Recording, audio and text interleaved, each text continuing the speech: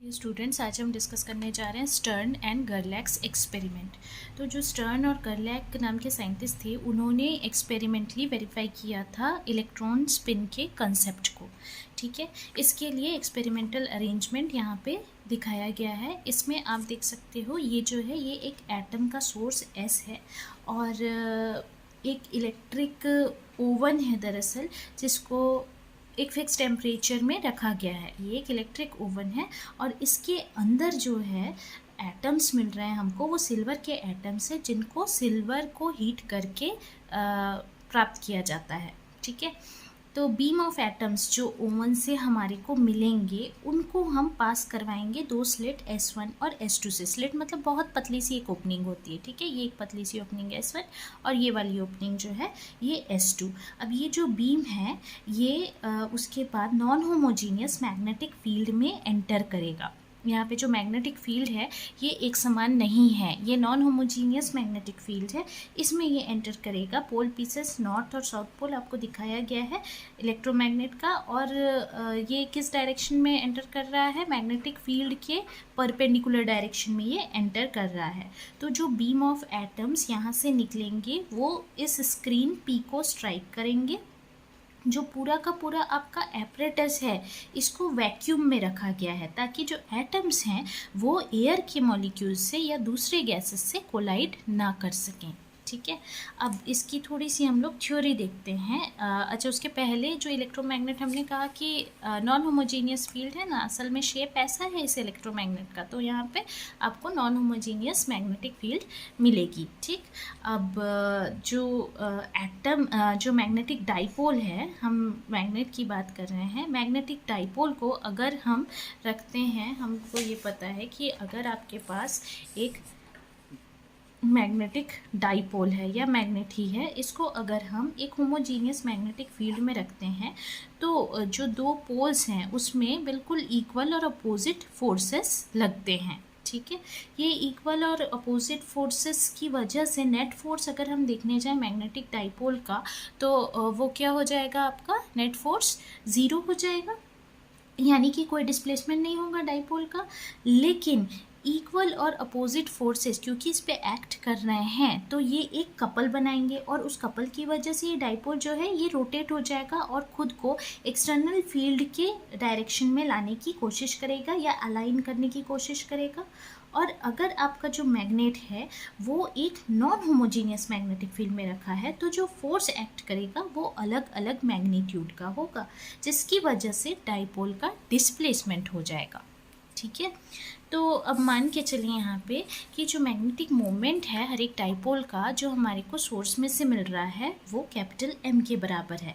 पोल strength small m dash ले रहे हैं हम, इफेक्टिव लेंथ जो है डाइपोल की वो हम ले रहे हैं 2L के बराबर। ठीक है, तो फिर यहाँ पे अगर इंटेंसिटी जो है नॉन होमोजीनियस मैग्नेटिक फील्ड की between poles at north pole वो हम B कंसिडर कर रहे हैं, तो जो ग्रेडियंट है मैग्नेटिक फील्ड का फील्ड के ही डायरेक्शन में वो हो जाएगा dB/dy के बराबर। एक्सिस मैग्नेट का अगर हम ले रहे हैं, एंगल थीटा वो बना रहा है मैग्नेटिक फील्ड के साथ में, डायरेक्शन ऑफ फील्ड के साथ में, तो जो इंटेंसिटी होगी मैग्नेटिक फील्ड की between poles at south pole वो हो जाएगी B + dB/dy into 2L cos theta के बराबर।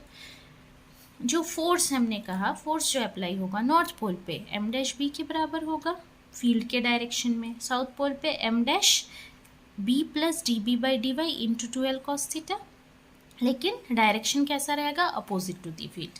तो रिजल्टेंट फोर्स हम निकाल सकते हैं।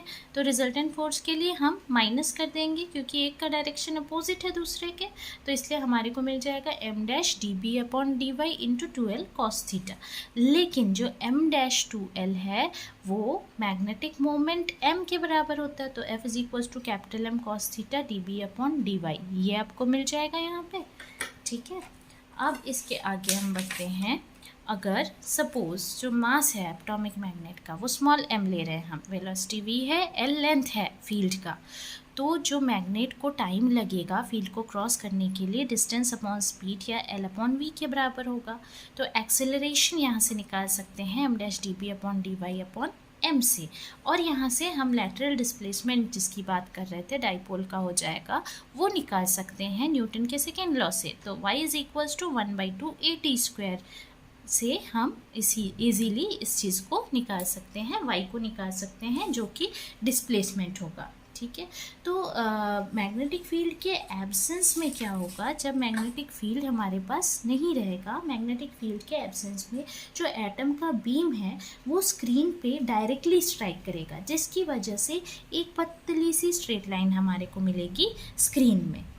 ठीक है, अगर जो कंपोनेंट है मैग्नेटिक मोमेंट का वो फील्ड के ही डायरेक्शन में रहे, ठीक, और अगर non homogeneous magnetic field present है सपोज, तो नॉन होमोजीनियस मैग्नेटिक फील्ड की वजह से बहुत सारे लैटरल डिस्प्लेसमेंट होंगे और उसकी वजह से कंटिन्यूस बैंड मिलेगा हमको, कुछ इस टाइप का मिलेगा, ऐसे स्ट्रेट लाइन नहीं मिलेगा। ये फील्ड के एब्सेंस में स्ट्रेट लाइन मिल रहा है, लेकिन नॉन होमोजीनियस फील्ड के प्रेजेंस में डिस्प्लेसमेंट होने की वजह से हमारे को यहाँ पे मिलेगा एक बैंड।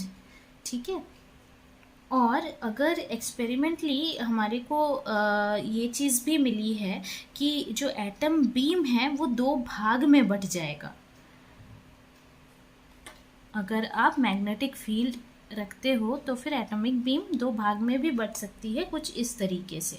तो ये एक्सपेरिमेंट जो है 2 भाग में जो ये बटेगी तो 2 अलग अलग वैल्यू होगी m की। तो ये एक्सपेरिमेंट बेसिकली किस चीज़ को प्रूव करता है, आपके स्पिन के कंसेप्ट को प्रूव करता है।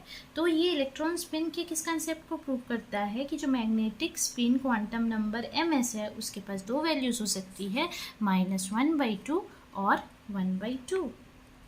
ठीक है, इस तरीके से ये इस चीज़ को प्रूफ करता है। तो आज के लिए इतना ही। अगर ये वीडियो आपको पसंद आए तो शेयर, लाइक, सब्सक्राइब करना ना भूलें। कोई डाउट नहीं से कमेंट सेक्शन में पूछ सकते हैं। Thank you.